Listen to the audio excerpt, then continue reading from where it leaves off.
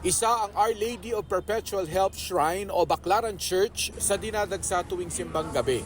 Hindi sapat ang espasyo sa loob ng simbahan para sa mga deboto, kaya puno maging ang malawak na church grounds. Isa ito sa binabantayan ng 40,000 pulis na ipinakalat para magbantay ng simbang gabi sa buong bansa. Iba't iba ang kwento ng buhay ng mga nagsasadya rito. May alam mong mabigat ang dinadala. The very first Christmas was not a joyful celebration.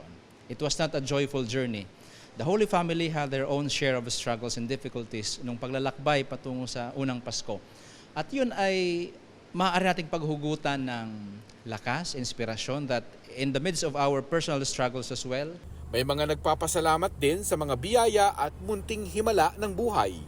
Kompleto kaming pamilya at maligtas at masagana ngayong darating na Pasko. Magkakasama na po yung pamilya namin. Nagka-bati-bati na po.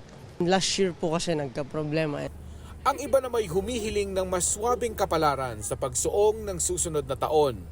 Good health lang po sa pamilya, tsaka matapos yung pinapagaong bahay. Kaligtasan po ng pamilya, tsaka good health po namin po, ng pamilya ko po.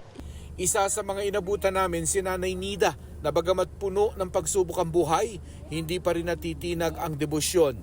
Una na nasunugan kami. Namatayan ako ng anak, ang hirap. Siya mga anak ko, sabi ng mga anak sa akin, nanay, paano naman kaming 8 pa? Kung ikaw ay mawawala na ng sa amin. Sa kanya lang ako kumapit.